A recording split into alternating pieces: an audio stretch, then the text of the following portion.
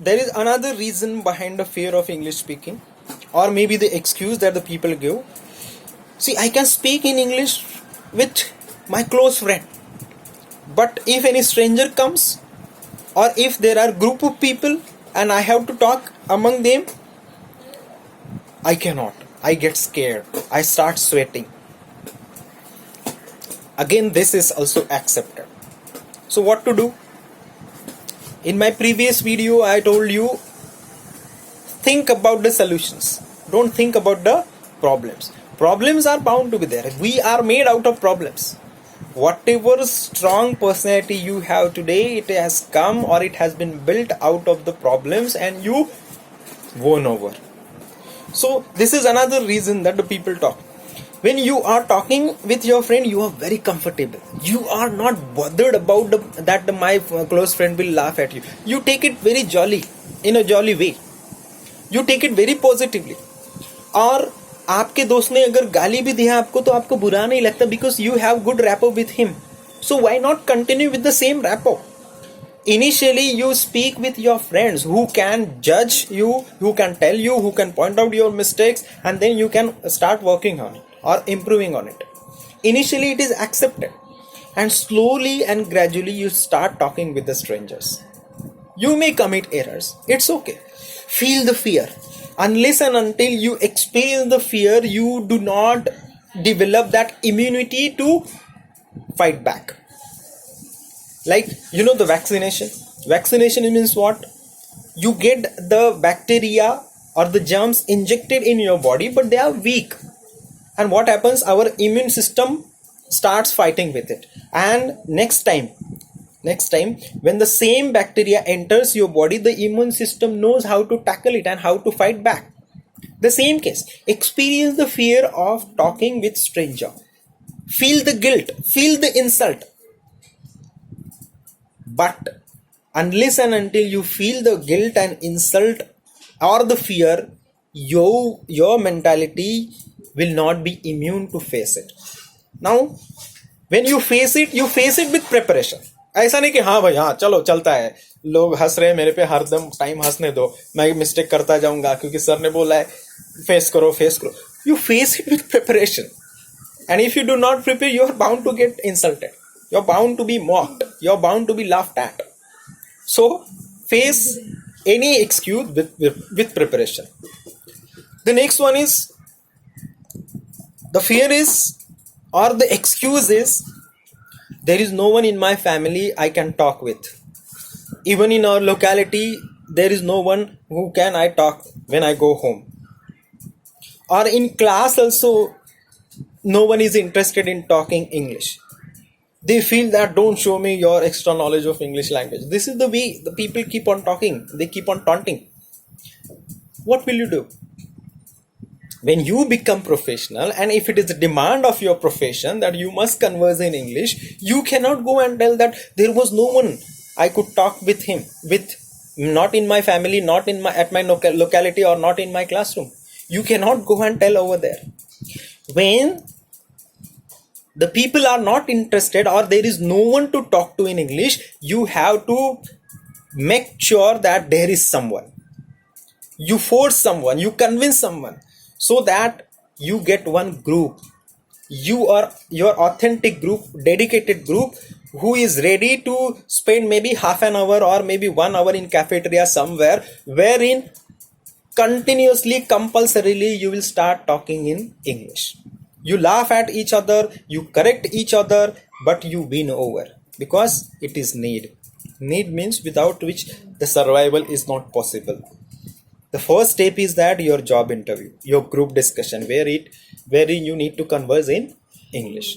So you are knowledgeable. Technically, you are very sound, but you should have little bit of knowledge how to put it across. And in order to do that, you have to prepare. You have to face it. Another fear that I don't remember words exactly what to speak, because any situation is there and you are not prepared with particular word that will enable you to express yourself, and you might have heard it somewhere or you might have read it somewhere, but you don't get it at that moment of need that to express, and you end up using some alternative word which is not exactly what you mean to say, and that one sense of incompleteness is created somewhere in your mind. The gap is created. This happens. This is also accepted by me. Then what to do? The solution is, see, words will come to you only when you are their friends. Now how do you make friends? When you meet someone, you continuously talk to them, you help them or they help you, you go in the cafeteria and enjoy a cup of tea or vada pav with them, and then you become good friends.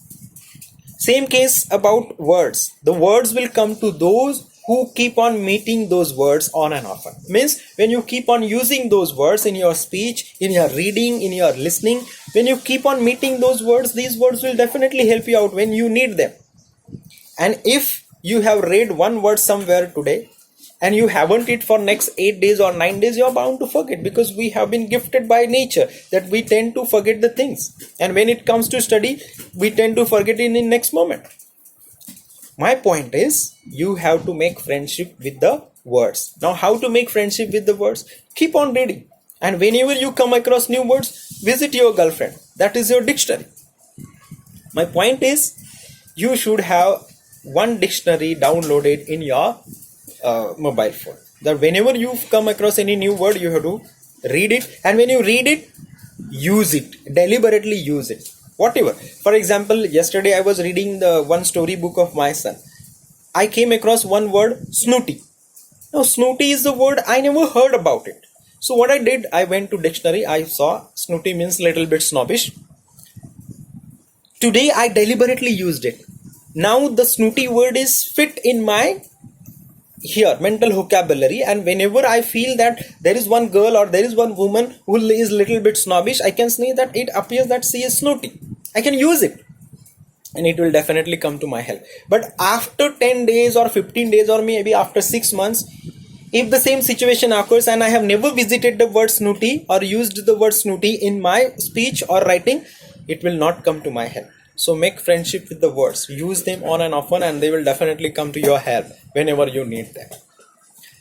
The next excuse is that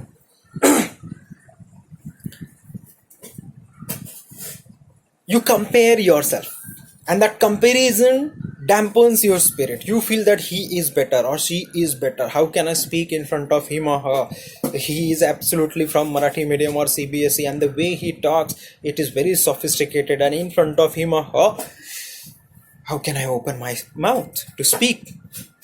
If there is someone like this around you, you are lucky, because there is one good speaker around you, and you better be in his or her company. Compel such people to speak so that you keep on listening again and again.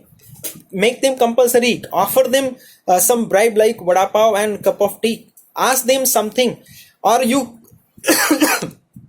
simply cross their opinions. Maybe in a very small sentence that no, whatever you say, this is not good. And they will go on talking and proving their point. Your purpose is make them speak, so that you should listen to good English. So if there is someone who is good, better in your class, in your locality, poke them to speak. Another reason, or it may be the fact, why the people are scared of English speaking. I am weak in grammar. They are weak in grammar, and I know that most of the people, they are weak in grammar. Now, when you talk about grammar, rules and regulations are bound to be there in any language. Without rules and regulation, you cannot speak. I always quote one example in my lectures, that if you are hungry and you go to your home, and if you want something to eat, what will you talk to your mom? If you say that, Mom, I was hungry. If you say I was hungry, your mom will never give you any food to eat, because the tense that you selected is wrong. If you say I am hungry, definitely she will go and give you something to eat. So my point is, forget about the grammar, that active voice, passive voice, direct, indirect, different types of sentences, clauses, then simple, complex, compound sentences, prepositions, conjunctions. Forget about it. If you commit errors while speaking in such things, they are acceptable. Instead of using over, if you use on, instead of using below, if you say down, accept it. At least the emotions can be transferred. but what I want you to improve your tenses. In the tenses, you are not supposed to have mastery over all 12 tenses. But what you need to do, you have to ask yourself few questions. The questions I will read, and if you can answer them correctly, you are good in tenses. And if you are not good in tenses, start working on it. The tenses or the questions are this one. What do I do every day? The answers will be simple present tense, and majority of the time when you want to talk, this is the tense that you are supposed to use. Simple present tense. Second question is, what am I doing right now? Present continuous tense. This is also very oftenly used in conversation or writing. What have I done in the morning? Present perfect tense. Majority of the time you are bound to use this tense. You are not supposed to commit errors in tenses, because if you commit errors in the tenses, the whole meaning will be twisted or maybe completely wrong. As I said, I am hungry and I was hungry. Lot of differences here. Bhooke mar jaoge. The next question is, what I did at 9 a.m. today. मैंने क्या किया? Simple past tense. You are bound to use it. Okay, I started from home at 8 a.m. I reached college at 9 a.m. Then I attended 3 lectures. Then I went to cafeteria. I ate lunch. So this is also very commonly used tense in your speech and writing. So have simple past tense command. The next one is, what was I doing yesterday during English lecture? मैं क्या कर रहा था? Past continuous tense. This is also very commonly used in your speech, and you should know this. Past continuous tense. The next tense, that is, what will I do tomorrow? Simple future tense. If you know only simple future tense, absolutely okay. You are not supposed to know future continuous, future perfect, and future perfect continuous. Future perfect continuous, hardly we use it. Rather, we don't use it. So, in future tense, simple future tense. So, if you are good in these much tenses, you should be good in, you will be a good speaker. And this much efforts you must put in. Tenses should not tense you. If tenses tense you, you will be tensed in already tensed life. This tongue twister of tense I have created on my own, and majority of my students, they know it. There are some more other reasons or excuses also. Besides this, if you have something more, you can WhatsApp it to me. I will definitely try to find out the solutions and get back to you. With this thought, I will finish today's video and wish you good luck. Good night.